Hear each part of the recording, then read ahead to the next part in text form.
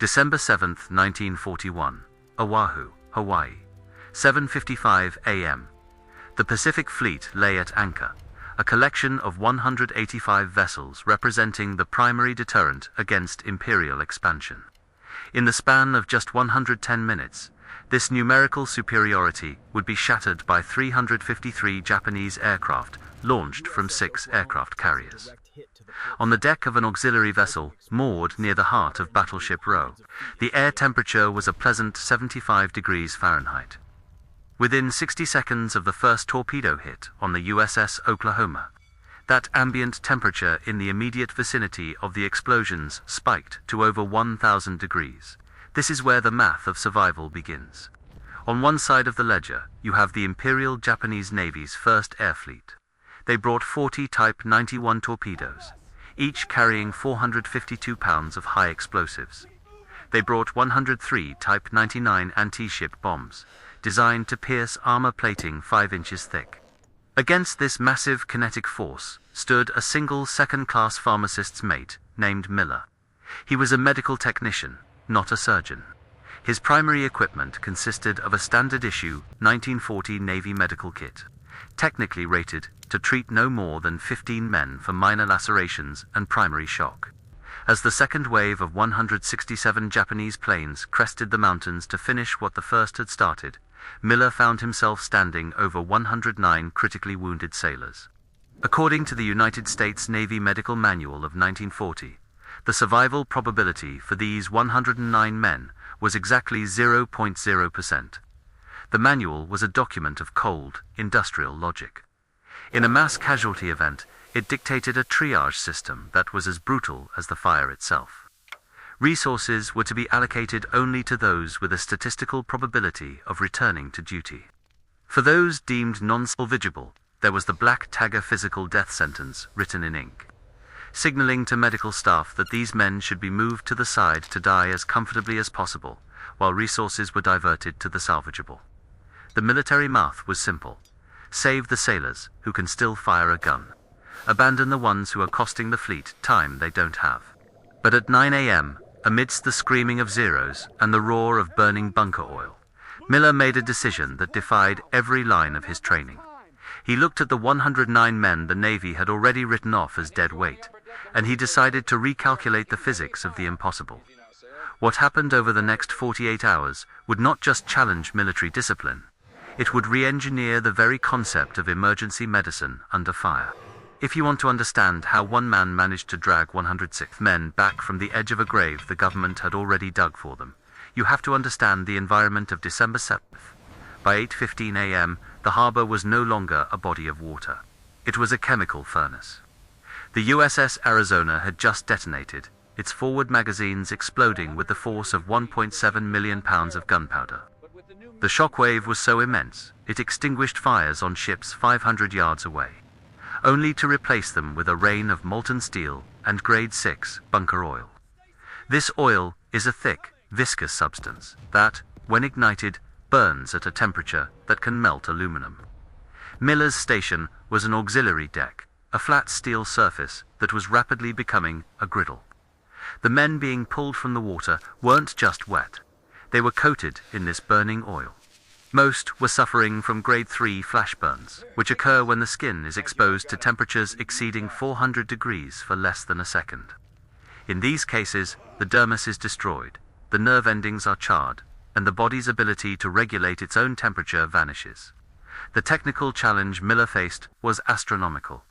A standard medical kit contained a limited supply of morphine syrettes, some sterile gauze, and basic antiseptics. It was designed for a skirmish, not a cataclysm.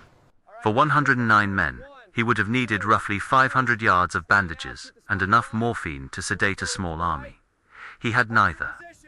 The tactical situation was even worse, as the smoke from the Arizona and the West Virginia rose 5,000 feet into the air. The command structure began to prioritize the evacuation of functional personnel. The order came down through the chaos.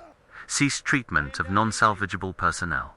Evacuate the able-bodied, leave the rest. It was a calculation of military utility. The fleet needed every man who could still walk to man the anti-aircraft batteries, or prepare for a potential ground invasion. The wounded, especially those with burns covering more than 60% of their bodies, were seen as a logistical drain. Miller was 22 years old. He was a cog in a massive military machine that demanded absolute obedience.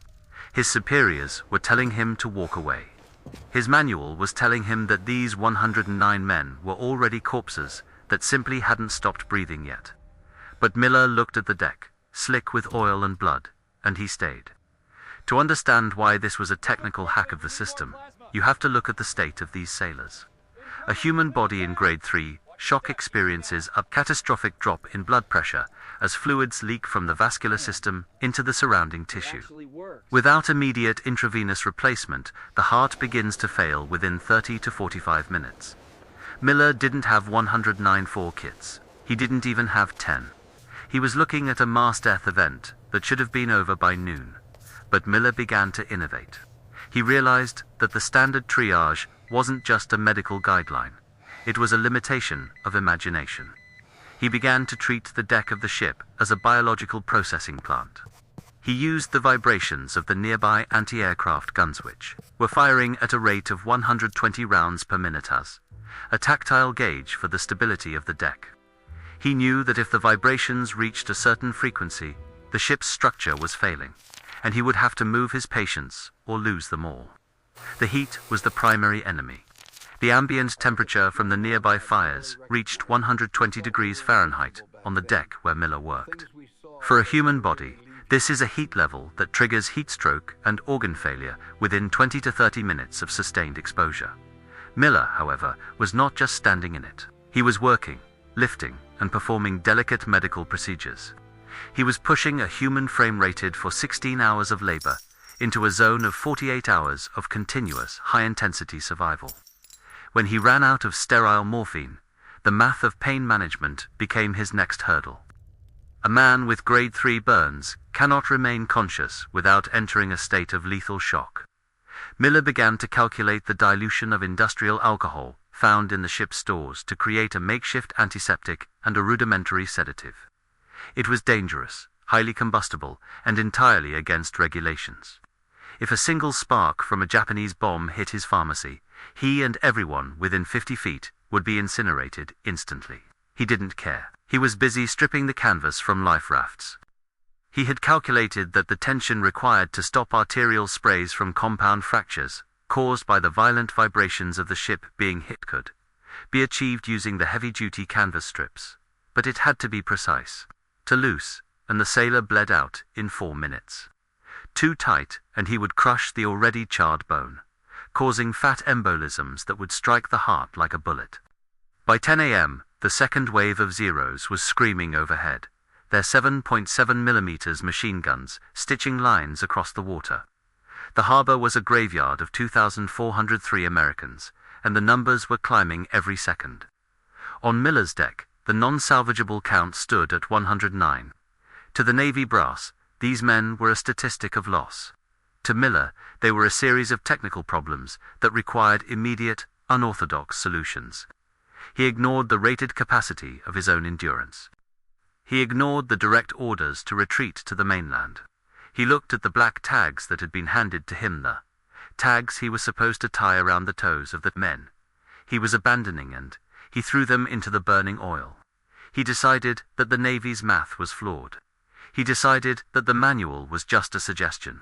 And as the smoke turned the Hawaiian sun into a pale, sickly disk, second-class pharmacist's mate Miller began the most defiant act of the entire war. He wasn't just saving lives. He was proving that when the math of war says you are finished, the right person with the right level of technical desperation can move the decimal point. The triage of the impossible had begun. By 10:45 a.m., the blue waters of Pearl Harbor had vanished beneath a 2-inch thick layer of grade 6 bunker oil. This wasn't just a fuel spill. It was a floating incendiary trap covering over 4 million square feet of the harbor's surface. For the 109 men lying on the deck of Miller's auxiliary ship, the environment had become as lethal as their wounds. The sun, usually a welcome sight in Hawaii, was now a secondary heat source, pushing the temperature of the steel deck plating toward 130 degrees Fahrenheit. Pharmacist's mate Miller was now operating in a reality that no medical school could have prepared him for. His hands, already slick with a mixture of antiseptic and blood, were beginning to blister from the radiant heat of the nearby USS West Virginia, which was burning only 300 yards away.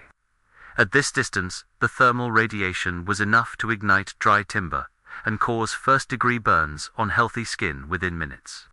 For Miller's patients, many of whom had already lost 60% of their dermis to the initial flash, this additional heat was a death sentence. The technical manual Miller was supposed to follow, the 1940 Navy Medical Bureau Guide, was predicated on the availability of a stabilized environment. It assumed a hospital ship or a shore facility with a constant supply of fresh water and 70-degree air. It did not account for a 22-year-old technician trying to manage 109 critical cases, while 20mm cannon rounds from Japanese A6M0s stitched patterns into the bulkheads just 5 feet above his head. Miller's morphine supply was the first thing to fail. He had started the morning with 30 syrettes, each containing 32 milligrams of morphine sulfate. In a standard clinical setting, this would be enough to treat 15 men for severe trauma. Miller had 109. He was forced to perform a brutal mathematical reduction. If he gave full doses to the most vocal, he would run out in 20 minutes, leaving the remaining 80% of his patients to die in a state of neurogenic shaka, condition where the nervous system essentially collapses from the intensity of the pain, causing the heart to stop. He began to dilute the morphine. Using a 500 cc bag of saline, he calculated a titration that would provide just enough of the drug to keep the patient's blood pressure from bottoming out, without inducing the respiratory depression that would kill them in the smoky air. It was a high-wire act of pharmacology. If he missed the dosage by even 5%, he risked losing a dozen men to cardiac arrest. The psychological weight of this black tag math began to press down on Miller. Every time he moved from one sailor to the next, he had to make a 3-second evaluation. He looked into eyes that were often clouded by the searing heat of the explosions, looking for the pupillary response that indicated a functioning brainstem. Behind him, the command structure was still shouting orders to evacuate. A lieutenant junior grade yelled at Miller to leave the lost causes and help move crates of .50 caliber ammunition to the upper decks. Miller didn't even look up. He was currently focused on a 19-year-old seaman whose chest had been opened by a jagged piece of shrapnel, roughly 4 inches long. The seaman was breathing at a rate of 40 shallow gasps per minute, a clear sign of a tension pneumothorax. Without a surgical theater, Miller did something that would have seen him court-martialed in peacetime. He took a standard glass soda bottle, a length of rubber tubing from his kit, and a 14-gauge needle. He inserted the needle into the second intercostal space of the boy's chest. He heard the hiss of trapped air escaping a sound like a tire losing pressure. He then connected the tube to the bottle, creating a rudimentary water-sealed drainage system. He used the physics of atmospheric pressure to keep the boy's lung from collapsing. It was a 19th century solution to a 20th century catastrophe. The boy's respiratory rate dropped from 40 to 22 within 3 minutes. 1 saved. 108 to go. But the elements were conspiring against him. The ship's cooling system had been knocked out by a near miss from a 250-kilogram bomb that had detonated 50 feet off the port bow. The internal temperature of the ship was rising, and the 109 men on the deck were literally starting to cook from the inside out. When a human body reaches an internal temperature of 106 degrees Fahrenheit, proteins begin to denature. The brain begins to swell. Miller realized he was no longer just a medic, he was a thermal engineer. He looked at the ship's fire mains. These were 2.5-inch heavy-duty hoses capable of delivering water at a pressure of 100 psi. The water, however, was drawn directly from the harbor water that was currently covered in burning oil. If he turned on the hoses, he risked spraying liquid fire directly onto his patients. He ran to the pump room, his boots sliding on the oil-slicked stairs. He found the secondary intake valve, located 15 feet below the waterline, where the water was still relatively clear and cool, hovering around 68 degrees. He manually cranked the bypass valve, a task that required 45 full rotations against a rusted iron gear. He pushed until the capillaries in his own eyes began to burst from the strain. When the valve finally clicked into place, he ran back to the deck and grabbed the nozzle. He didn't spray the men directly. The 100 psi force would have stripped the damaged skin right off their muscles. Instead, he aimed the nozzle at the steel bulkheads surrounding the wounded.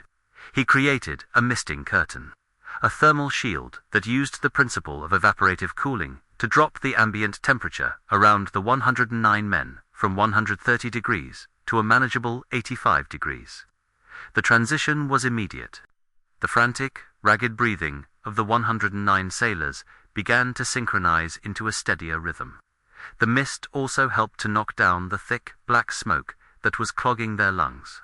In the middle of a literal hellscape, Miller had created an artificial microclimate of survival.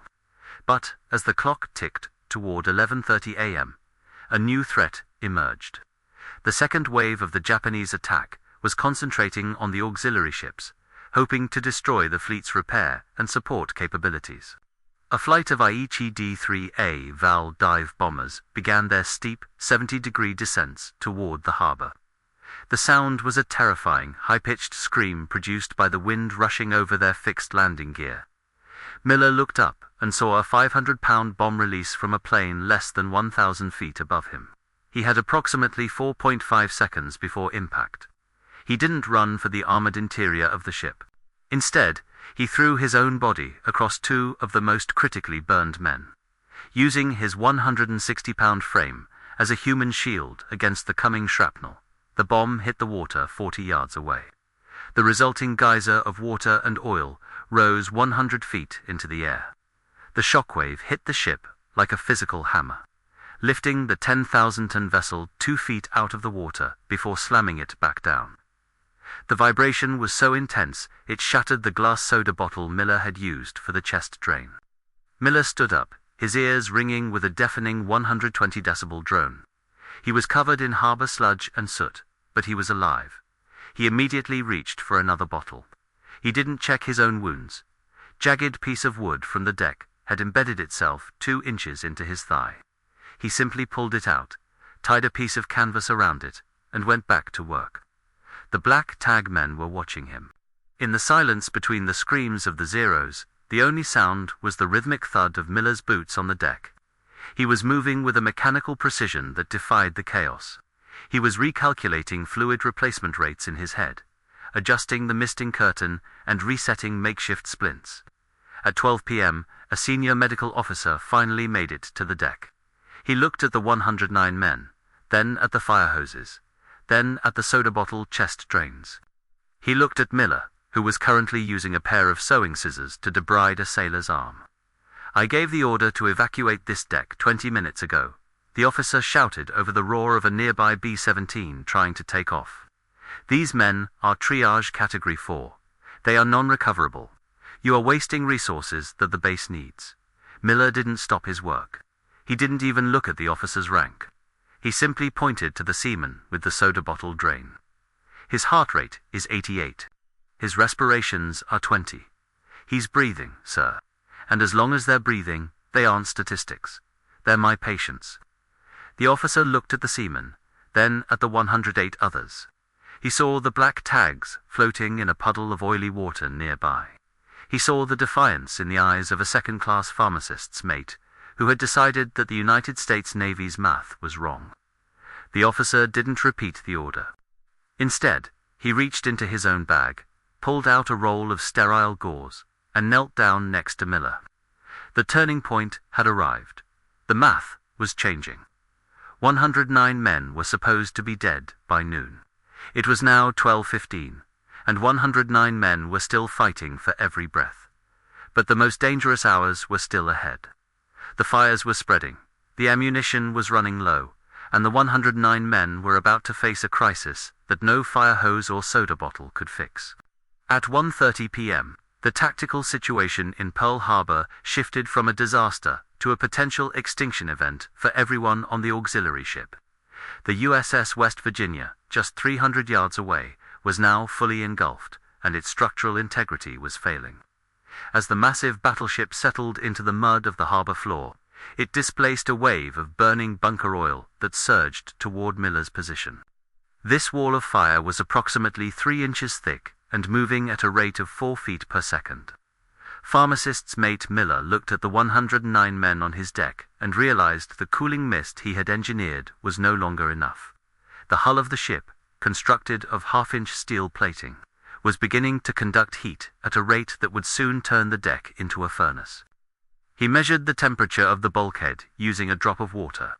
It sizzled and evaporated in less than 0.5 seconds, indicating a surface temperature exceeding 212 degrees Fahrenheit.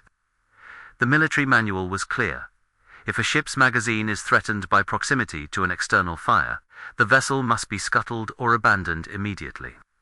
The 109 men, still classified as non-salvageable, were essentially being served a second death sentence. There were no authorized evacuation craft for triage category for patients. Every available motor launch was being used to ferry able-bodied survivors or to tow damaged destroyers. Miller, now awake for over 6 hours of high-intensity trauma management, refused to accept the logistics of abandonment. He looked at the senior medical officer, who was now following Miller's lead. "We aren't leaving them," Miller said, his voice a rasp from inhaling smoke that contained vaporized lead paint and sulfur. "If the boats won't come to us, we'll move the men to the boats." "But how do you move 109 men, most with grade 3 burns covering 50% of their bodies, across a deck that is reaching the boiling point of water?" Miller looked at the life rafts he had already stripped for canvas. He realized that the air-filled rubber chambers of the rafts could act as thermal insulators. He began to lay the rafts down like a modular flooring system, creating a 60-foot path from the triage area to the gangway. The technical challenge was staggering.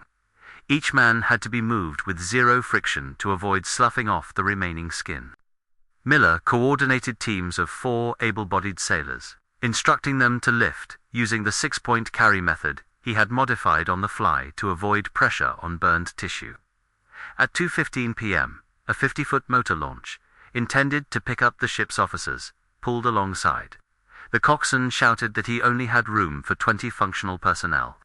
Miller walked to the edge of the deck, still holding a blood-stained syringe. He didn't argue with rank, he argued with physics. "This boat is rated for a 15,000-pound load," Miller shouted, his eyes locked on the coxswain. "Each of these men weighs an average of 165 pounds. We are putting 40 on this boat. You will sit low in the water, but the center of gravity will remain stable if we lay them flat on the floorboards. Move." The coxswain hesitated, looking at the black tags still scattered on the deck. He saw men who looked more like charred statues than sailors. But he also saw Miller, a man who had spent the last 5 hours defying the Imperial Japanese Navy and the U.S. Navy medical manual simultaneously. The coxswain nodded. For the next 3 hours, Miller repeated this process. He hijacked 3 more launches, performing a rapid-fire calculation of weight and balance for each vessel. He was loading men the Navy said were already dead onto boats the Navy said weren't available. By 5:30 p.m., the sun was beginning to set over the smoke-choked horizon of Oahu. The second wave of the attack had long since departed, leaving behind a graveyard of 18 ships and 2,403 dead. Miller was the last man on the triage deck. His boots had literally melted to the rubber of the life rafts he had used as a floor. His own leg wound, a 2-inch puncture from a wooden splinter, had become infected, the skin around it a dark, angry purple. He looked at his ledger, the mental one he had kept since 8 a.m. 109 men treated, 109 men evacuated. As the last boat pulled away toward the temporary hospital set up at Tripoli, Miller finally collapsed. He didn't fall because of a Japanese bullet or a bomb. He fell because the human nervous system is only rated for a certain amount of sustained cortisol and adrenaline. He had pushed his body 300% beyond its technical limits. The aftermath was a silent revelation. When the 109 men arrived at the shore hospitals, the surgeons were prepared to move them directly to the morgue. They saw the black tags that had been reapplied by confused orderlies during the transit, but then they started checking vitals. They found the soda bottle chest drains still functioning with perfect atmospheric pressure.